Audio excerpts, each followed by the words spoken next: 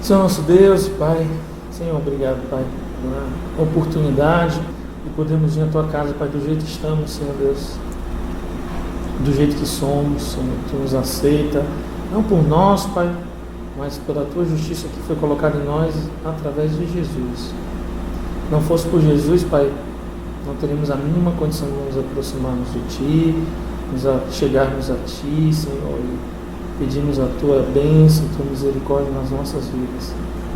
Senhor, queremos colocar agora nas Tuas mãos, Pai, esse texto que vamos estudar de Romanos, Pai, essa palavra tão maravilhosa, Pai, que veio a nós através de Paulo.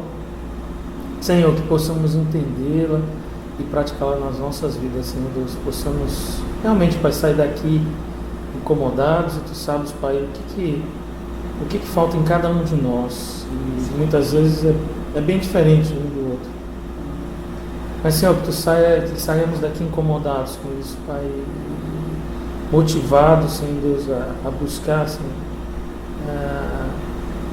mais e mais, Senhor Deus, entender de Ti, Te sentir, entender, Pai, o Teu plano de salvação, e muito mais que isso, Pai, praticar o cristianismo, não só entendê-lo, não só defendê-lo, mas praticá-lo em nossas vidas, Pai, porque de nada adianta, Pai, sermos excelentes em defender nossa fé, mas falharmos largamente, Pai, na prática dela no dia a dia, Senhor.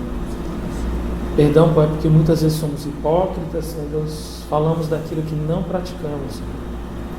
E, Senhor, tem misericórdia de nós, e que Teu Santo Espírito encha, Pai, nosso ser, Senhor Deus, nosso corpo, Pai, para que possamos efetivamente praticar o cristianismo nas nossas vidas, Senhor. Em nome de Jesus.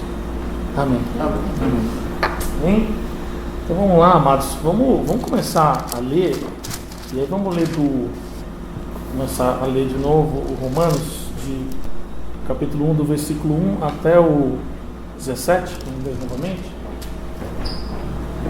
Bom dia, Marcelo, que bom que você chegou, eu estava aqui enrolando para começar a aula. Enrolando mesmo. Você bem? Você recebeu a mensagem? Não, agora?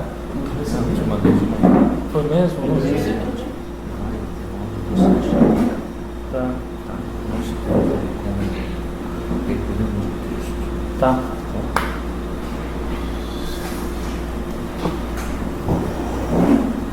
Então, bom, mas eu vou falar do 14 a 17. Você estava pensando do 18 ao...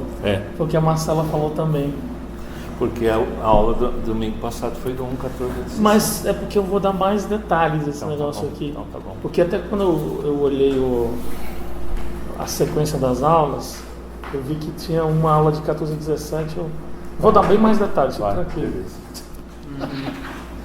Vamos lá, amados, então vamos ler de novo dos versículos 1 até o 17. Vamos tentar ler aqui, cada um lê um versículo, pode ser? Pode. Vou ler aqui e a gente fala assim. A Marcela não vai ler porque ela está com o dente doente. Tá bom. Aí do domingo é pra você, tá? Tá, ué. Vamos lá então, gente. Vamos ler aqui Romanos, então, capítulo 1, versículo 1, a gente vai ler até o 17. Hoje vai ser uma aula de reforço da aula que o Márcio deu. Perdão por isso, Márcio. Mas com certeza a gente vai dar bem mais detalhes, porque como o Márcio olhou do 1 a 17, eu vou olhar do 14 a 17, vou ter bem mais detalhes aqui, tá?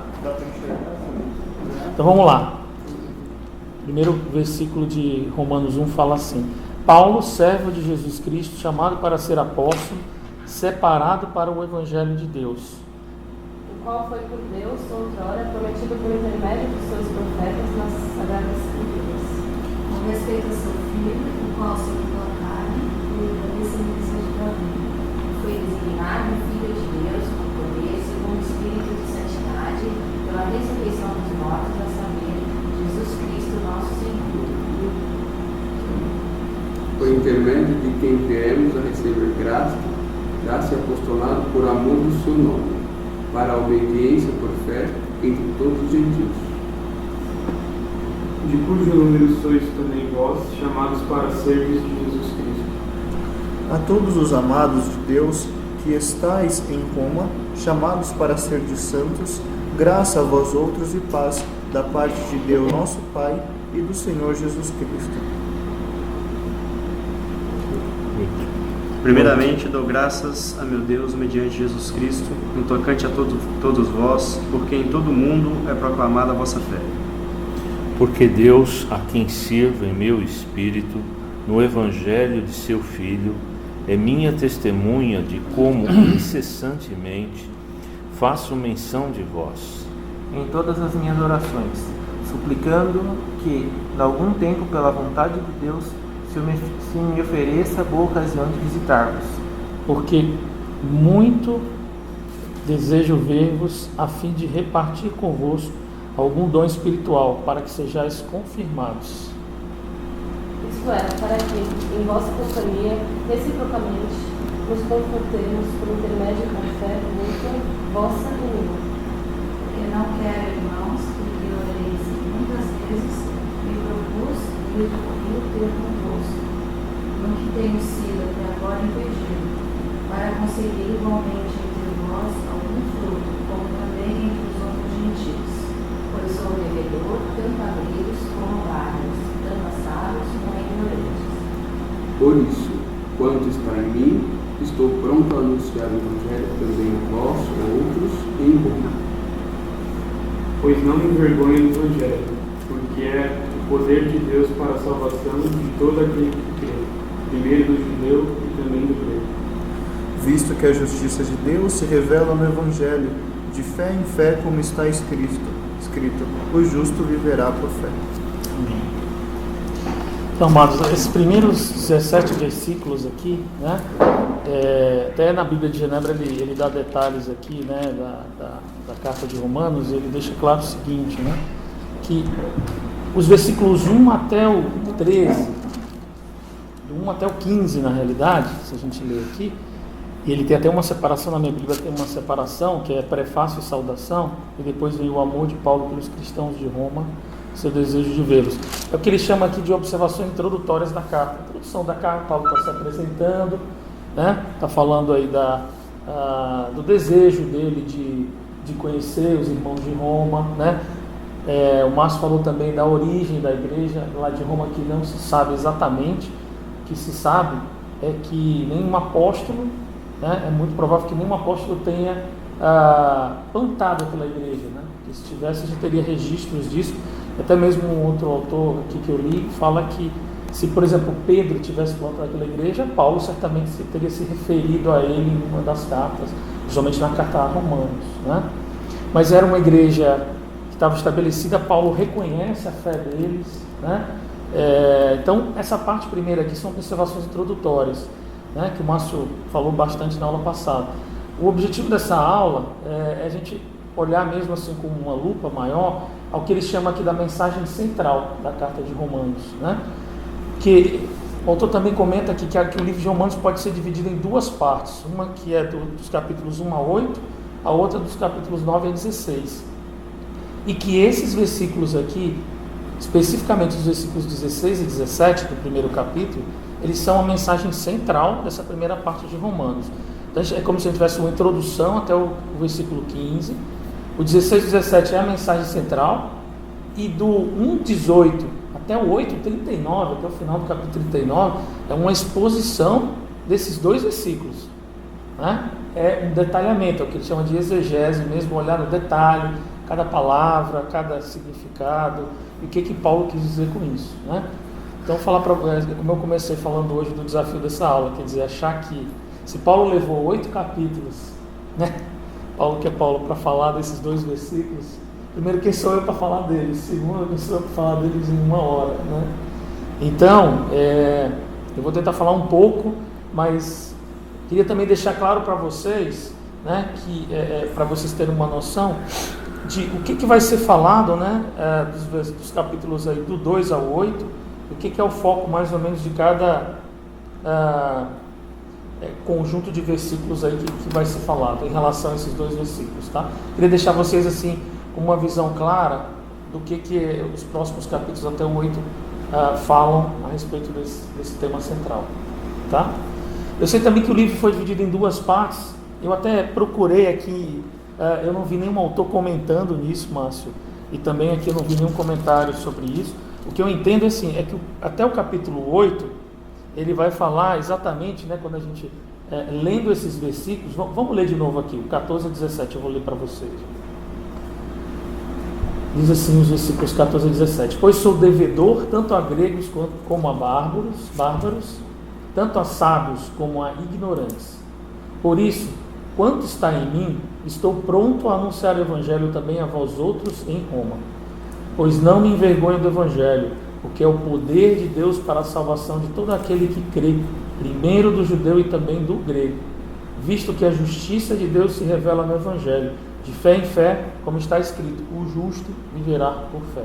Então, quando a gente olha aqui os versículos 16 e 17, o grande foco aqui é a questão da pregação do Evangelho. E ele deixa claro essa questão do Evangelho, primeiro, ser o poder de Deus para a salvação, e segundo, ser a justiça de Deus. Então, o poder de Deus e a justiça de Deus, ele vai falar disso ao longo dos próximos 7 capítulos, né? Do capítulo 2 até o capítulo 8, tá? Desculpa, o poder de Deus e a justiça de Deus, né? Então, ele vai falar disso dos capítulos 2, né? Do final do 1, o 2 até o 8. Depois disso, né? Que ele fala que a salvação para os judeus e gentios, a pecaminosidade dos judeus. Então, ele começa com isso, depois ele fala da pecaminosidade dos judeus, que vai até o final do capítulo, ali meio do capítulo 3, depois ele fala da salvação para os judeus e gentios. E aí ele entra no que ele comenta aqui, que seria uma segunda parte do livro de Romanos, que ele vai falar aqui ele para de falar do Evangelho como salvação, como justiça de Deus, né? E poder de Deus, e ele vai falar aqui, os papéis dos judeus e dos gentios na história, instruções práticas, né? E aí tem as saudações finais. Então é como se fosse um outro foco que é dado. Aí é como se fosse, até entendi mais um pouco da aplicação prática disso que a gente vai estudar até o capítulo 8. Na verdade, nós não vamos estudar essa segunda parte, né? Pelo menos agora. Esse ano, só o ano que vem. Então a gente vai ter um foco grande aqui até o capítulo 8. Tá? Interessante que nesse primeiro momento ele vai apresentar esse ponto central do Evangelho, vamos dizer assim, a tese do livro dele, que é o justo viverá pela fé. Ele vai mostrar primeiramente a contaminação que existiu para o gentil.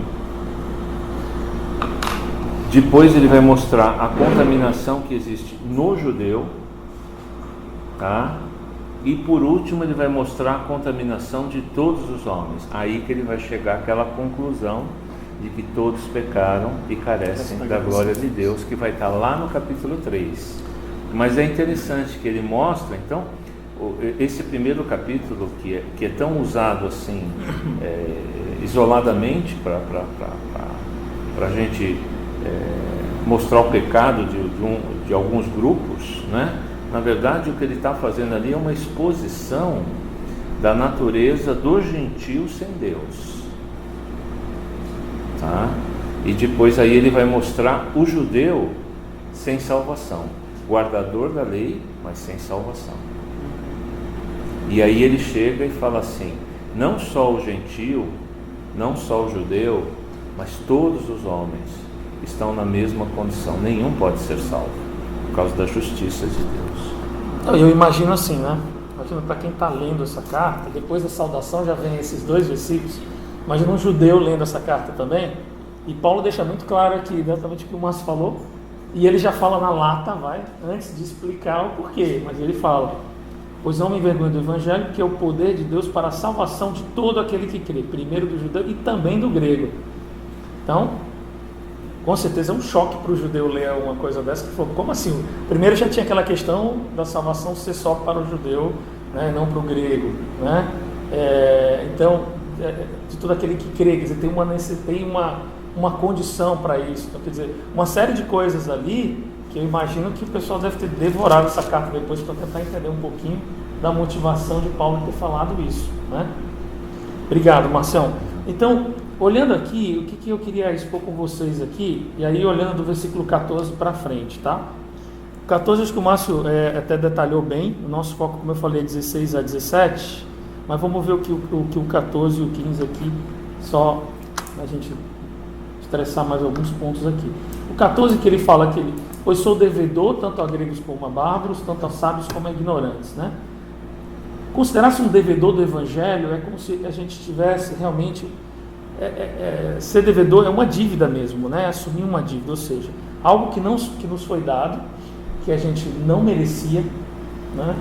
Não teria a mínima condição de pagar aquilo, não. Então, é um devedor que está no SPC mesmo, aquele devedor que nunca vai conseguir pagar isso, né? Mas que a dívida foi perdoada, né? E que isso é grande demais para que a gente fique com ele só para nós, que a gente não repasse isso para outras pessoas, né? Então acho que o que Paulo deixa muito claro aqui, e eu peguei outros versículos bem interessantes da Bíblia, é que Paulo fala isso, né? Paulo tinha essa consciência muito grande de que não era um favor pregar o Evangelho, de que não era uma coisa boa pregar o Evangelho, mas de que era uma obrigação, um mandamento, né? O mínimo que ele poderia fazer pelo que Jesus fez por ele, Deus fez por ele através de Jesus, né? Então, lá em 1 Coríntios 9,16, Paulo fala assim: ai de mim se não pregar o Evangelho. Então ele mesmo falava daquele senso de responsabilidade que ele tinha de pregar o Evangelho, de dever mesmo de cumprir e pregar o Evangelho, né? Se a gente lembrar também, outro texto que me veio à mente muito claramente quando a gente falar aqui dessa questão do dever de pregar o Evangelho é a grande comissão, né? Se a gente olhar a grande comissão, e foi dada por Jesus, quem lembra aqui em que momento, que contexto foi dada a grande comissão? Depois da ressurreição, antes da ascensão, né? Uma das últimas palavras, se você olhar lá em Mateus, se eu não me engano, são os 3 últimos versículos, né? Termina o livro de Mateus assim, né? E aí Jesus fala: toda a autoridade me foi dada, né? E de pregar o Evangelho a toda criatura, né? Ensinando eles a observar aquilo que eu falei para vocês. Então, isso é um id, né? A gente já estudou isso várias vezes, um id no sentido imperativo, no sentido mesmo de mandamento, né? Então, isso é uma coisa que Paulo só reforça aqui, uma coisa que o próprio Jesus falou para os discípulos na época, né? E que é a grande comissão. Então, se a gente olhar aqui, essa questão de ser devedor, né? Sou devedor, é algo que Paulo tinha essa consciência muito clara desse dever dele de pregar o Evangelho. E a gente vai ver aqui em outras passagens, não era só um dever, mas um privilégio dele também. Ele considerava um privilégio pregar o Evangelho, né? Ele se sentia um servo ou escravo do Evangelho. E aí também o Márcio falou bastante sobre escravo, né? O que é ser um escravo, que nesse sentido mesmo da submissão completa, né? Que a gente tem a Jesus, tem a Deus. Bom, isso aqui vai em contraste, gente, quando a gente olha aqui essa questão do dever de pregar, vai em contraste com o que alguns cristãos hoje praticam, né? E eu vou dizer para vocês, às vezes eu mesmo já senti isso em algum momento, no meu processo de maturidade cristã, às vezes de sentir orgulho, né? Quem aqui nunca se sentiu assim: eu sou eleito, sou escolhido, né? Sou filho do rei, né? E você, quem é você? Né? Então, é uma coisa que a gente tem que ter muito cuidado, porque a gente não está fazendo nenhum favor para Deus aqui, a gente não está fazendo um favor para a pessoa que a gente está falando, né? Na realidade, pelo contrário, eu acho que a gente tem que ter, sim, aquele espírito, às vezes, assim: eu preciso falar, Senhor, abre portas, orar a Deus mesmo para pedir, assim, momentos, né? Portas abertas, oportunidades para falar. E agradecer a Deus pelo privilégio de poder contribuir para a obra dele, né? Também a gente já viu vários estudos na igreja que o plano de salvação de Deus, se ele quisesse estalar o dedo, enfim, qualquer coisa que ele quisesse fazer para salvar todos, consumar o plano de salvação dele hoje, seria feito. Se ele quisesse usar anjos, se ele quisesse usar quem ele quisesse para cumprir o plano de salvação, ele faria. Mas ele resolveu usar cada um de nós para pregar o Evangelho, né? Olha o privilégio que a gente tem disso, né? E também uma coisa que a gente não pode guardar só para nós, porque é grande demais. Então tem esses dois lados aqui do devedor, ou seja, do devedor no sentido de ser algo maravilhoso demais para ficar só entre nós, e no segundo ponto da gente não que é um dever nosso da gente pregar o Evangelho, não é favor, não é algo que a gente faz se a gente achar que tem que fazer, mas é um mandamento. Não precisa ser um missionário full time, né? Um missionário completamente dedicado à obra para você pregar o Evangelho. Todos nós temos que fazer isso e devemos fazer. E o nosso campo missionário é o ônibus onde a gente está andando, o trabalho, a escola, enfim, tudo isso, né? Bom, aí ele fala aqui no 15, por isso, quanto está em mim, estou pronto a anunciar o Evangelho também a vós outros em Roma. Então Paulo aqui, né, nesse dever de pregar o Evangelho, está falando, olha, eu estou disposto a pregar o Evangelho em Roma, né? Estou disposto a pregar o Evangelho para vocês aí em Roma. Então, uma das coisas que a gente pode ver também no ministério de Paulo, gente, e aí você pode olhar a todas as cartas dele aqui, em Atos também a gente vai ver muito disso. É impressionante ver a disponibilidade de Paulo, né? E aqui vai falar mesmo dessa questão da disponibilidade. Lá é do dever, né? O privilégio, e aqui é da disponibilidade da gente pregar o Evangelho em qualquer lugar. Que às vezes a gente até fala, tá bom, dever, então eu vou pregar, mas peraí, eu vou pregar aqui, ali eu não quero pregar, eu não quero pregar para aquela pessoa, só para aquela outra, né? Aí a gente começa a fazer acepção de lugares, de pessoas, tem missionários que falam, não, só quero isso para aquele país lá que é legal, esse país aqui eu não quero ir, né? Então, são coisas que, gente, se a gente olhar o ministério de Paulo, né? Vamos ver vamos abrir aqui alguns versículos, vamos lá em Atos 20, 24, olha o que Paulo fala sobre essa questão da paixão, da razão de viver dele de pregar o Evangelho. Atos 20, 24.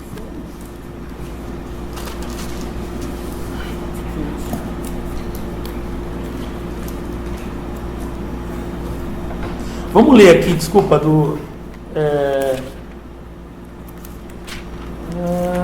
vamos ler aqui do 17 até o 20, que é legal que a gente pega o contexto aqui, ó. 17 ao 20. Quem puder ler. Demileto mandou a Éfeso chamar os presbíteros da igreja.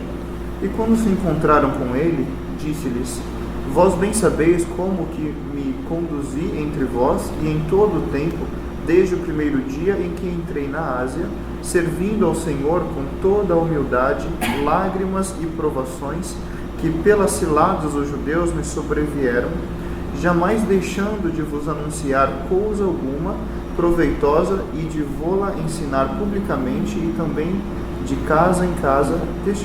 Pronto, isso aí. Então ele mostra aqui, primeiro, né, o testemunho dele de anunciar, né, publicamente, de casa em casa. No versículo 19 ele fala que servindo ao Senhor com toda humildade, lágrimas e provações, ciladas dos judeus, né? Então ele mostra um pouco aqui, ele está fazendo um resumo aqui aos presbíteros de Éfeso aqui, da dificuldade de pregar o Evangelho, né? E de locais onde ele pregou o Evangelho. Vamos lá em 2 Coríntios 11, 2 Coríntios 11, 23 a 29.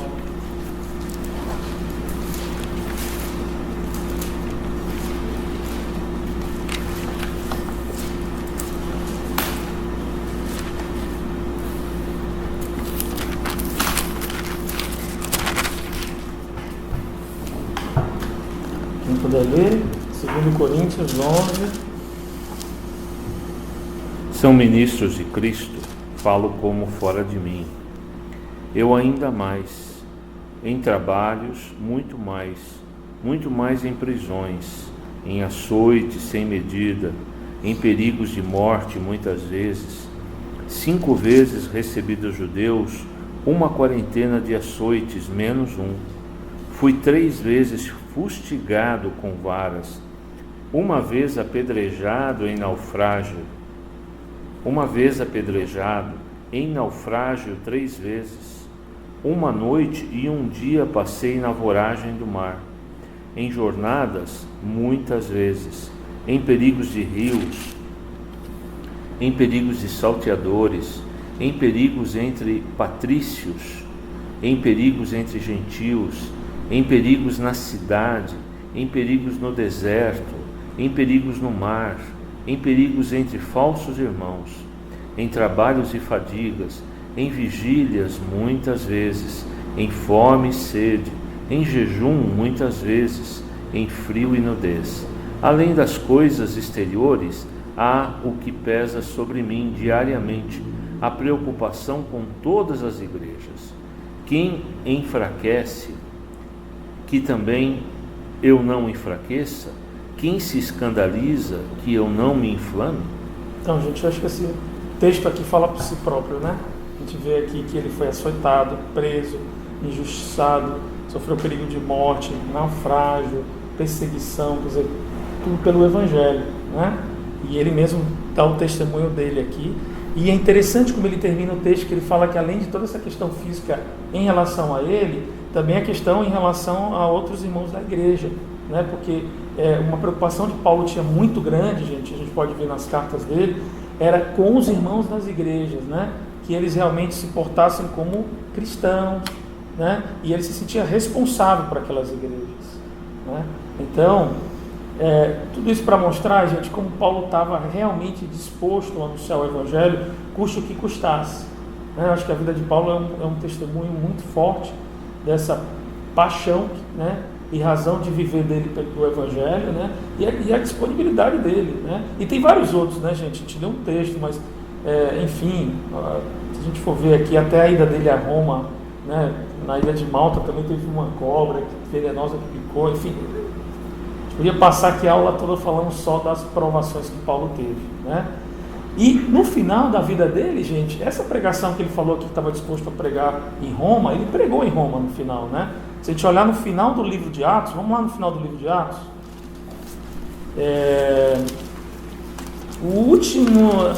Os 4 últimos versículos, a gente vai ver que Paulo prega em Roma, aonde? Preso, na casa dele, uma prisão domiciliar, né? E ele está lá pregando o Evangelho. Então, se vocês olharem na minha Bíblia aqui, eu vou ler só o versículo 30, mas a partir do versículo 23, tem lá, Paulo prega em Roma, né? E aí depois tem uma separação na minha Bíblia que fala, Paulo prisioneiro durante 2 anos. Vou ler aqui os versículos 30 e 31, que são os últimos versículos de Atos. Ele fala assim, por 2 anos permaneceu Paulo na sua própria casa, que alugara, onde recebia todos que o procuravam, pregando o reino de Deus e com toda a intrepidez, sem impedimento algum, ensinava as coisas referentes ao Senhor Jesus Cristo. Então nem a própria prisão na casa dele impediu ele falar, né? Assim, não existe, né, Márcio, relato bíblico de como da morte de Paulo, né, de como foi a morte, mas tudo indica, né, por outros relatos que ele foi martirizado em Roma, né? Depois, por volta do ano 60. O martírio foi durante o ano 60, já no governo de Nero. Essa primeira audiência dele provavelmente não foi com Nero, tá? Aí aqui, depois já com Nero, aí ele é martirizado. Então, só para mostrar o seguinte, né? Paulo estava tão disposto a pregar o Evangelho que ele deu a própria vida dele, né? Custou a vida dele pregar o Evangelho em Roma, né? Custou a vida dele. Então é algo assim que a gente realmente tem que pensar, que não é só, né, voltando aqui, nós somos devedores, não é só um dever, não é só um privilégio, mas também é algo que a gente tem que estar disposto a correr riscos e custe o que custar. E às vezes, gente, né, eu, graças a Deus, moro num país livre, eu não tenho risco de vida, teoricamente, de pegar o Evangelho aqui, mas a gente tem que estar disposto, se necessário, porque às vezes a gente para pouco para pensar nisso, né, se realmente tivesse. E às vezes é uma coisa meio radical mesmo, quer dizer, se entrasse um cara aqui com uma metralhadora na sala e falasse, eu vou matar todo mundo que confessar a fé em Jesus. Quantos de nós aqui seriam mortos? Por confessar, né? Eu tenho que parar para pensar um pouco assim, até que ponto eu estou disposto a ir pela minha fé? Até que ponto? Até onde eu vou? Né? Indo agora para o versículo 16, que aí a gente vai entrar aqui exatamente no tema central desses primeiros 8 versículos de Paulo. Paulo fala o seguinte no versículo 16, pois não me envergonho do Evangelho, porque é o poder de Deus para a salvação de todo aquele que crê, primeiro do judeu e também do grego. Então aqui a gente vai explorar 3 coisas. A gente vai explorar que o Evangelho é o poder de Deus, né? A questão do envergonhar-se ou não com o Evangelho, a questão de ser o poder de Deus e a questão de ser para judeus e gregos, para todos, né? Tem muita coisa aqui nesse versículo. E como eu falo para vocês, esse versículo aqui dá para você, né, são capítulos e capítulos que Paulo vai falar dele, né? Então, primeiro, a questão mesmo de não se envergonhar e sofrer por causa do Evangelho. Tem outros textos aqui, gente, mas a gente já leu alguns que mostram que Paulo claramente não se envergonhava de falar do Evangelho e sofreu várias ameaças, né, e várias questões físicas aí, pela opção dele de pregar o Evangelho. Eu vi aqui um comentário do John Stott, que ele falava o seguinte também: se Paulo colocou não me envergonho, pode também ser, você pode pensar também que em algum momento ele se envergonhou de pregar, ou ele foi tentado, né? Não se envergonhou, mas ele foi tentado a se envergonhar por algum motivo. Ou até acusado, né, de se envergonhar do Evangelho. É como se ele tivesse tendo que defender alguma coisa aqui. Então, assim, eu também... Ele faz essa suposição, mas ele não tem nenhum texto bíblico que enfatize isso, né? A única coisa que eu vejo aqui, claro, é que Paulo deixava claro aqui o seguinte, que ele estava... acho que a própria vida de Paulo fala por si só que ele não se envergonhava, que sofreu pelo Evangelho, né? E que a questão de Roma aqui é uma questão assim, Roma na época, né, era a principal capital, né, era a capital do império, era a principal cidade, uma das cidades mais poderosas, mais pagãs, mais...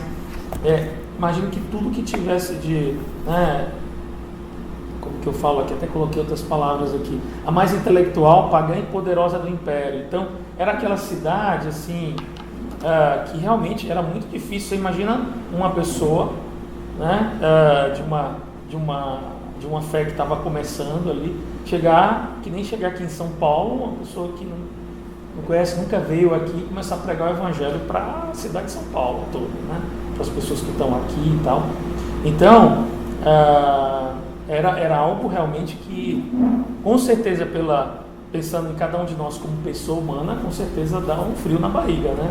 Você fala assim, Senhor, não tenho a mínima condição de fazer isso, eu não tenho preparo para isso, não tenho... Quem sou eu para mover uma cidade, né, como Paulo aqui, como Roma, né? Então, tem uma questão também que ele comenta, dessa questão mesmo do desafio que era pregar em Roma, né? Que era realmente o símbolo ali do paganismo, tanto que eu lembro até que Constantino depois fez Constantinopla até para tirar, quando o cristianismo foi, aí já no século III, século IV, o cristianismo era a religião oficial, ele tirou de Roma. Um dos motivos era porque tinha muitos templos pagãos, tinha muita coisa ali naquela cidade, e ele resolveu fazer uma cidade onde tivesse uma... Quer dizer, não é que ele resolveu, mas ajudou ao cristianismo ali a ter um ambiente mais apropriado para se desenvolver e crescer, né? Mas era também uma coisa que ele comenta aqui, desse desafio de Paulo, de pregar numa cidade como Roma, né? Que poderia envergonhar muita gente, falar, não, em Roma eu não prego, né? Talvez por isso Paulo tenha falado, não me envergonho de pregar o Evangelho e estou disposto a ir para Roma para pregar o Evangelho. Eu acho que eu concordo com essa posição. Que Paulo está, na verdade, aí, ele está dizendo, eu não me envergonho de estar no centro do império, não me envergonho de estar entre os eruditos do império, não me envergonho de estar entre os intelectuais do império, não me envergonho em estar junto ao Senado romano, sabe? Quer dizer, o Evangelho para mim é maior do que qualquer uma destas coisas. Então eu não me envergonho do Evangelho de Cristo, porque ele é o poder de Deus, né? Então eu não posso me envergonhar dele frente a qualquer valor humano, qualquer grandeza humana, qualquer glória humana. Eu não posso me envergonhar. Isso não pode ser para mim um obstáculo que me impeça de proclamar o Evangelho. Tá? Eu posso estar diante da pessoa mais culta nos valores humanos. Isso não pode gerar em mim vergonha de testemunhar de Jesus. Eu acho que é mais ou menos essa linha. Eu entendo assim, foi assim que eu li o texto, que eu vi o texto mesmo, né? Não, eu acho também, eu entendo que essa é a versão que faz correta, que faz sentido aqui. Porque depois ele vai falar isso para Timóteo. Não, ele vai, e outra que é o seguinte, né? Tem vários outros testemunhos aqui, né? Ele pregou no Areópago também, Atenas, que era um outro local também, né? De muita expressão na época, né? E eu acho que a questão aqui, gente, acho que a principal mensagem aqui é que a gente não tem que se envergonhar do Evangelho em nenhum contexto, né? Trazendo isso aqui para a nossa realidade. Eu não vou falar na minha faculdade, com aquelas pessoas mais intelectuais, mas eu vou falar com aquelas pessoas mais simples. A gente tem uma mania assim, e eu, pelo menos pela minha experiência, é mais fácil às vezes falar para pessoas humildes do Evangelho do que para pessoas mais intelectuais, né? Porque a pessoa humilde, normalmente ela está ali, ela já tem uma atitude de humildade em relação a você, e você tem uma certa influência ali, você vai falar com ela, né? E normalmente ela está precisando de alguma coisa, mais do que uma pessoa intelectual, ou que já tem uma soberba ali natural, né? E que vai te desafiar. Então, eu acho que a gente não tem que se envergonhar em nenhum momento. E também outra coisa, né? A gente tem que ser cristão em qualquer ambiente, em qualquer lugar, em qualquer momento, né? Então, assim, aqui eu vou falar que eu sou cristão, aqui eu não vou falar, porque, veja bem, aqui é um ambiente complicado. Na aula passada, não sei se vocês lembram, a gente até discutiu um pouquinho disso, assim, deveria ou não deveria falar que eu sou cristão em qualquer ambiente. Eu até dei um exemplo meu de ambientes sociais ou profissionais que não tem nada a ver com uma igreja, e às vezes eu me apresento como cristão, porque uma coisa que mexeu muito comigo alguns anos atrás, quando eu estudei algumas coisas no Haggai mesmo, eu estudei muito de Paulo. A gente vê o seguinte: Paulo, principalmente, ele se apresenta em todas as cartas, a primeira frase que ele fala assim: apóstolo de Cristo, né? Servo, né? Ele não fala que Paulo de Roma, sou romano, eu nasci em tal lugar, né? Não, ele fala: eu sou apóstolo de Cristo. É a primeira coisa que ele fala. E se a gente pensar assim, o que é a coisa mais importante da vida da gente? Eu sou engenheiro, é a coisa mais importante da minha profissão? Ou eu sou pai, então o mais importante é falar da minha filha e da minha esposa? O que é mais importante? Se Deus é a prioridade da nossa vida, nós deveríamos fazer isso. Mas eu não vou falar porque o contexto é completamente diferente. Eu entendo o seguinte: se alguém está pedindo para eu me apresentar, eu vou apresentar a mim. Eu sou uma pessoa só, eu não sou o Fábio profissional, o Fábio pessoal, espiritual. Então eu tenho que me apresentar como um todo. O que é mais importante para mim como um todo? Eu sou cristão. Puxa, se eu falar isso no meu trabalho, pode ser que eu tenha que sofrer algumas restrições lá dentro, possa sofrer algumas consequências disso. Amém, amados? Se for por isso, sinceramente, vale a pena sofrer. Eu falo para vocês que vale, né? Por quê? Porque senão acho que a gente não está sendo verdadeiro. Eu acho que a gente tem que ser radical nesse aspecto. Tem que ser radical, sabe? Se a gente, porque eu acho que quando a gente não tem coragem de falar isso, a gente está negando a nossa fé. A gente não está sendo verdadeiro, né? Uma vez, só para terminar esse parênteses aqui, eu estava numa empresa, o presidente da empresa chegou para mim e falou assim: poxa, eu gosto muito do teu perfil profissional, acho muito legal. A única coisa que eu queria te dar um feedback é o seguinte: eu acho que você é muito coroinha de igreja. Falou exatamente isso, abre aspas, coroinha de igreja. Você é muito bonzinho, você tem que ser mal, né? Aí eu dei uma risada, agradeci, que foi assim, um ambiente meio informal. Mas amém por isso, gente. Sinceramente, se eu tiver que mudar a maneira de eu ser e negar minha fé para que eu seja aceito no meu trabalho, tem alguma coisa errada. Tem alguma coisa errada. A gente tem que olhar para a nossa vida e falar assim: o que é a prioridade? O que é a minha prioridade? Né? Eu vou deixar de ser promovido. Às vezes vai. Vou ter que sair da empresa para ir para outra. Às vezes vai. E aí? Então são coisas que eu acho que a gente tem que pensar mesmo, né? Eu sei que é mais fácil pensar, né, quando eu já estou aqui já no meio de carreira, né? Eu sei que no começo de carreira a gente está ainda né, formando a nossa vida. Mas, gente, não tenho vergonha. Não tenho vergonha disso. Agora, tudo tem que ter bom senso, né? Você não vai sair também pregando o evangelho no seu trabalho para todo mundo falando de Jesus. Não, mas se você tiver a oportunidade de se apresentar, apresente-se. Não se envergonhe em qualquer ambiente. E para mim, o Areópago aqui que Paulo, né, estava, Roma também, que Paulo teve a oportunidade aqui de testemunhar a fé dele para várias autoridades. Para mim é como se a gente estivesse às vezes na frente do presidente da nossa empresa, enfim, de alguma comunidade social que a gente participe ou alguma coisa. Então acho que não podemos nos envergonhar jamais. É interessante que quando dessa primeira prisão dele em Roma, ele ficou lá aprisionado, aguardando o julgamento pelo imperador, né? Quando ele ficou aprisionado, ele ficava numa prisão especial que ficava nos fundos da casa do governador da cidade. E enquanto ele aguardava julgamento, ele era mantido preso com cadeias junto à guarda do imperador, que eram soldados especiais que guardavam o imperador. Então, essa guarda era trocada continuamente. E ele era quase que preso, assim, pulso a pulso com o soldado, né?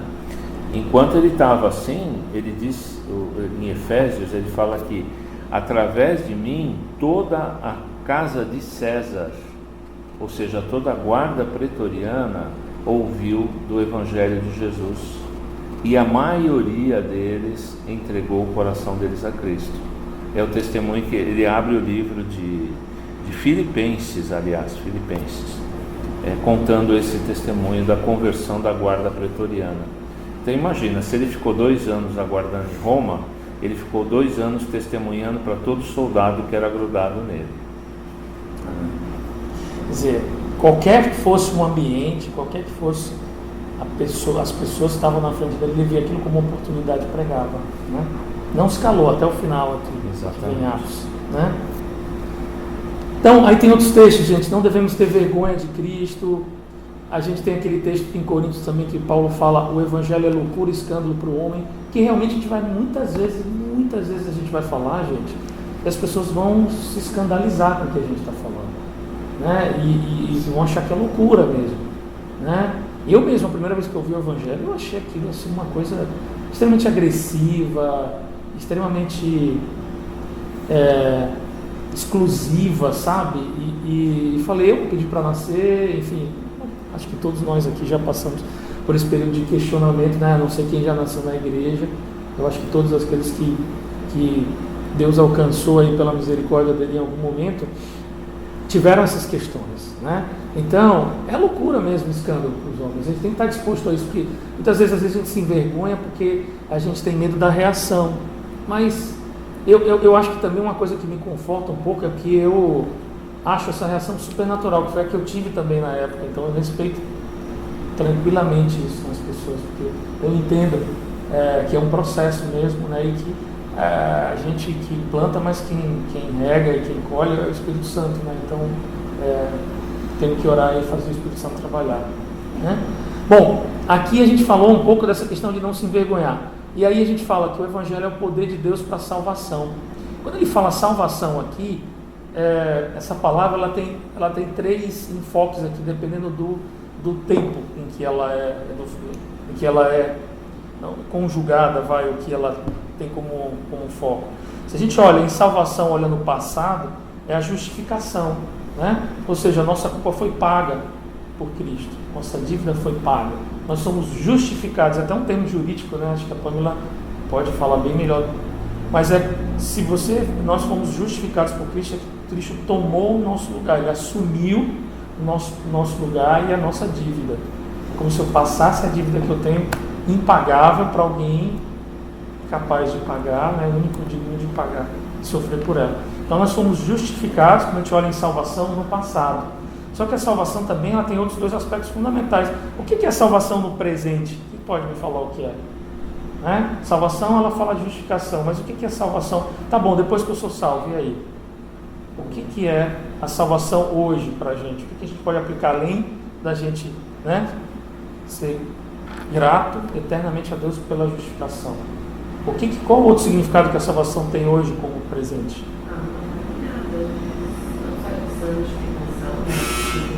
De mudança de paradigma que nem sempre vai rápido, você falou para mim também, tem um processo que ainda acontece, muitas vezes eu pego revendo coisas muito diferentes. E também de experimentação de Deus, né? Assim, de convivência, de você aumentando o seu laço e começar a ver Deus em coisas que você não via, porque a gente dá certo. Exatamente isso, Paulo. Assim, a caminhada do dia é a santificação, é o processo de santificação diária. Né? Todos nós aqui, quando entregamos nossa vida a Cristo, não quer dizer que no outro dia a gente tivesse assim, nossa, né?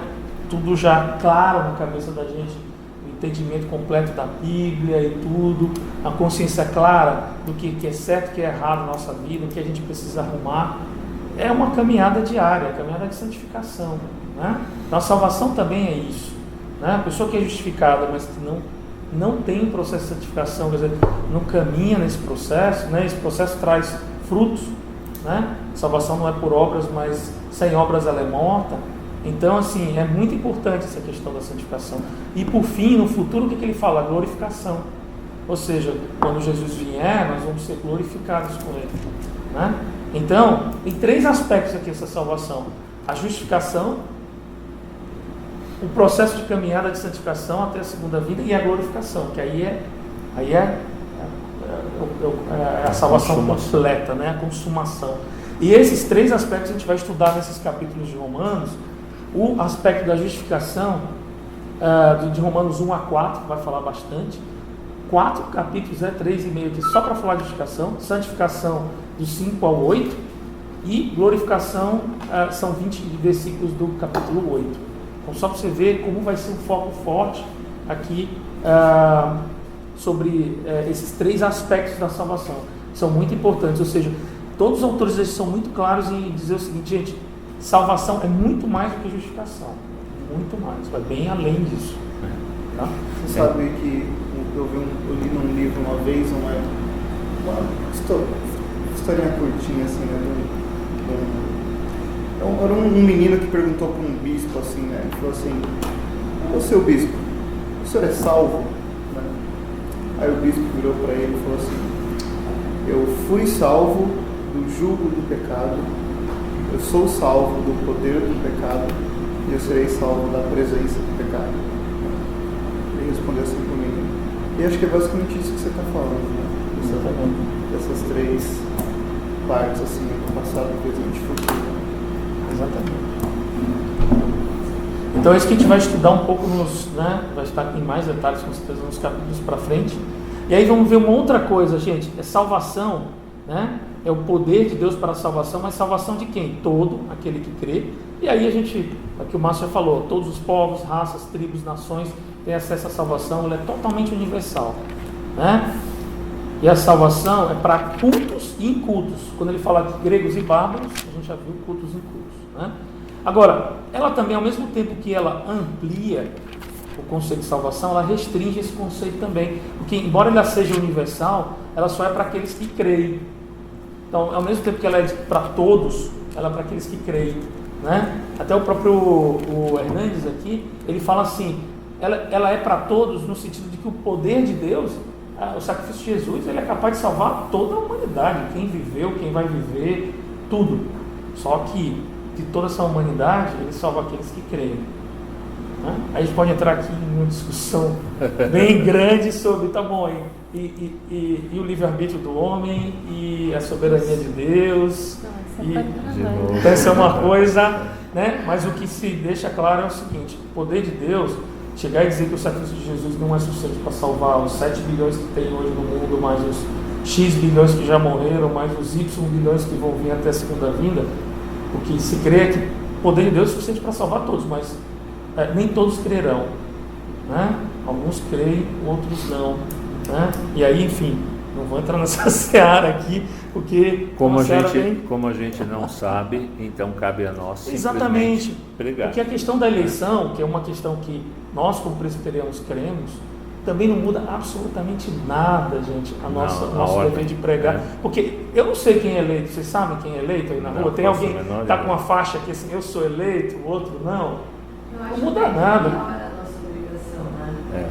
Porque, assim, uma coisa é, quem vai, se a gente achasse, relativizando assim, quem souber vai ser salvo e tal, mas não quer dizer que eu tenho irmãos em Cristo que estão por aí, estão sofrendo do jugo do pecado, e eles não sabem a verdade que eu já sei. Eu acho que isso até piora a nossa situação. Não é assim, ele vai ser salvo, mas é a vida dele que enterra. Eu tenho a verdade que é dele também, só que eu não cheguei nele para falar, vem, você é nosso, você é de Deus, a gente é irmão. Então eu acho que isso piora até assim, o meu peso de falar, eu sei que eu tenho irmãos, é uma dúvida, né? Talvez eu tenha irmãos lá fora. Tem vários escolhidos aí fora, né? Verdade. Por fim, gente, visto que a justiça de Deus, versículo 17, se revela no Evangelho de fé em fé, como está escrito, o justo viverá pela fé.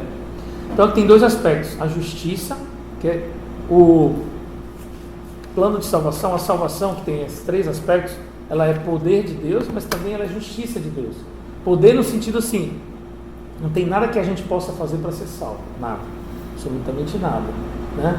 Até porque Deus, eu creio muito que Deus faz isso para nos humilhar, porque se Deus dissesse que a salvação depende de a gente, nossa, mas ia ser uma disputa nesse mundo aqui, eu sou mais salvo do que você, sou melhor, ia ser uma coisa horrorosa, né? Então Deus, em toda a sua infinita sabedoria, jamais poderia dar esse mérito para nenhum de nós, né? Mas tem a questão também da justiça de Deus. Por quê? Porque esse Deus que nós adoramos, ele é um Deus justo, né? Fiel, ele não compartilha com o pecado. Então como é que se salva alguém pecador? E aí vem a questão da justiça de Deus mesmo, que se revela no Evangelho, né? Mas antes de falar da justiça, vamos falar um pouquinho do que ele fala aqui desse de fé em fé, como está escrito, né? É um pouco dessa questão do caminhar, do dia a dia mesmo que a gente falou. A fé nos justifica, mas é a mesma fé que faz viver em santificação diária. Então essa questão da fé em fé aqui, é essa questão da gente... tem que ter muito cuidado com isso, né, gente? Paulo vai falar bastante disso. Não é porque vocês são salvos que vocês têm direito para pecar a hora que vocês querem. Não, tem que ter um processo de santificação, né?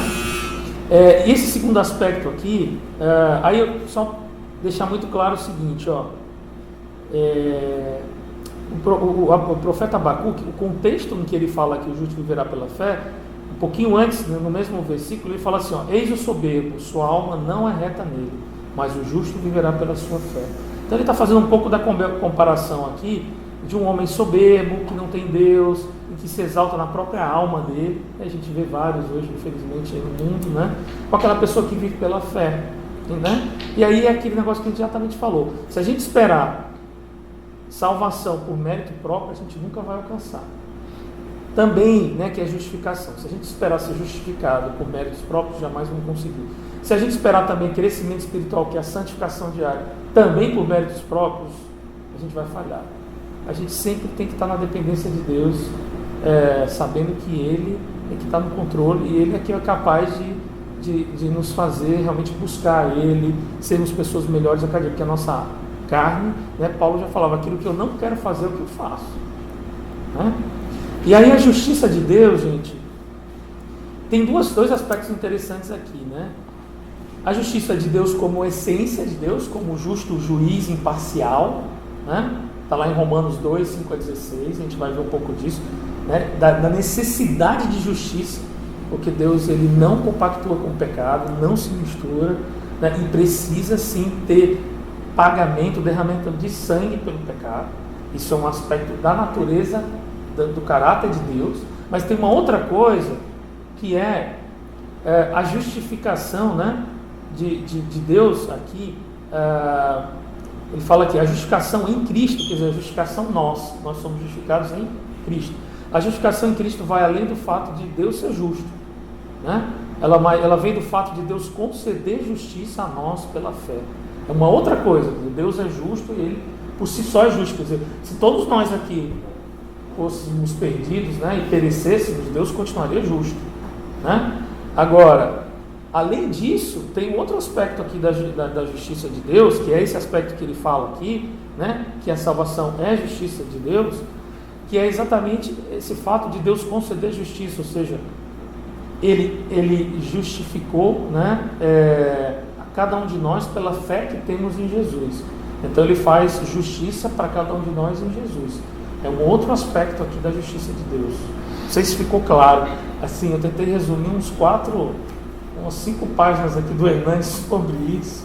Mas são duas coisas, né? Seria só que vocês ficassem pensando, Deus é justo, independente de sermos salvos ou não, independente do que aconteça em cada um de nós. É um caráter e um aspecto de Deus. Mas tem uma outra coisa que é o seguinte: por Ele ser esse Deus justo e fiel, Ele não admite pecado. Tem que ter derramamento de sangue. É por isso que um pecador que não é salvo pela fé, ele não pode ser salvo. Por quê? Porque ele jamais vai se fazer justo para ser salvo, né? Então tá bom, então se você não crê em Jesus, tem outra maneira de salvação, tem outra maneira. Se você não crê em Jesus, cumpre a lei toda, né? Seja justo. Impossível, né? Então se não fosse Jesus por nós, não daria. Então essa é a justiça de Deus. Ele tem que ser justo e alguém tem que pagar. Então, se a gente crê que Jesus é Senhor e Salvador das nossas vidas, nosso pecado está coberto. Por isso que eu digo que isso aqui nos humilha, gente, porque isso quer dizer que nós não somos melhores do que ninguém que não conhece a nossa fé. Ninguém, absolutamente ninguém. Por quê? Porque, na realidade, não é mérito nosso a salvação, né? Jesus que está. Por isso também que isso tem não só que nos humilhar, mas fazer também, trazer essa graça, levar essa graça para outras pessoas também, né? Fabião, não é mérito só nosso. um detalhe rápido aqui no final. É interessante que quando você fala dessa questão da justiça, de Deus é justo por si só, independente de manifestar ou não justiça, Ele é justo. Isso nos faz refletir em 2 aspectos, tanto no aspecto da evangelização quanto no aspecto da santificação. Porque no aspecto da evangelização, se nós não levarmos o homem a ter consciência de que ele é um pecador, ele jamais verá necessidade de salvação. E para isso, ele precisa entender que Deus é santo. Então, primeiramente, ele precisa entender quem é Deus, para depois olhar para si e ver a sua própria miséria. Porque se ele não vê a sua miséria, ele não vai ver a necessidade de salvação. E ele só vê a miséria dele quando ele se compara com Deus que é todo santo. poderoso. Exatamente. Tem aquele abismo gigante. Perfeitamente, né? Tá? Tanto é que no processo de discipulado que a gente aplica, a primeira aula é sobre Jesus Cristo. Quem é Jesus Cristo? A segunda aula é quem é o homem. Ou seja, primeiro eu olho para Deus e vejo a sua grandeza, a sua beleza. Depois eu olho para mim e vejo a minha miséria, né? Isso é o nosso viver diário. Por isso que nós temos que olhar para a palavra de Deus, porque ao olharmos para a palavra de Deus, nós vemos a beleza e a pureza de Deus. Quando olhamos para nós vemos a nossa própria miséria. Então aí isso quebranta o nosso coração, isso quebranta a nossa alma, e nós buscamos então nos separar do pecado, renunciar ao erro e desejar Deus, né? E aí tem um ponto, eu queria finalizar, só complementando o que você falou. Até o Hernandes fala um negócio interessante. Para criar o mundo, Deus, né, deu uma ordem e o mundo foi criado. Para salvar o homem, Deus teve que enviar o próprio Filho para morrer por nós, né? Então, não foi algo, não é brincadeira, né, gente? E aí, enfim, quem tem filho aqui sabe, né? Você imagina você pegar o teu filho. Uma coisa assim, é horrorosa essa comparação, mas serve um pouquinho para a gente pensar.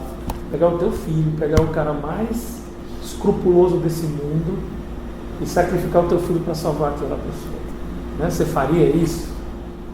Pegar assim, uma pessoa completamente inocente, uma criança, para salvar um traste, né?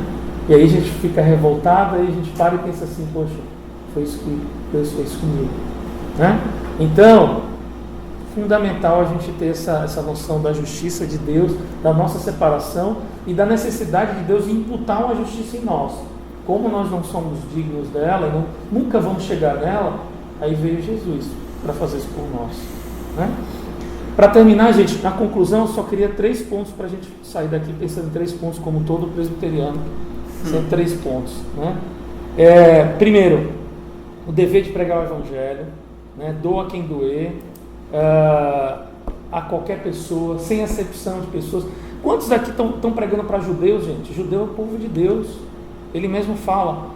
Paulo, ele ia visitando os locais, ele ia primeiro nas sinagogas, depois é que ele ia pregar para o povo. Quantos aqui estão pregando para judeu? Eu prego para judeu, acho que eu nunca preguei para judeu. O único judeu que eu conheço é o namorado da Ingrid. Não conheço, a gente não tem, não sei se ainda é namorado, mas enfim. Eu não conheço. Se bem que, olha, agora eu tenho uma amiguinha da minha filha que é judia. Ela já estuda na escola judaica, né? Então, a gente tem que pregar o evangelho para essas pessoas, gente, né? Então, um ponto. Segundo, devemos estar dispostos a pregar em qualquer lugar e a qualquer pessoa. E terceiro, não devemos nos envergonhar nunca do evangelho, porque ele é o poder e a justiça de Deus.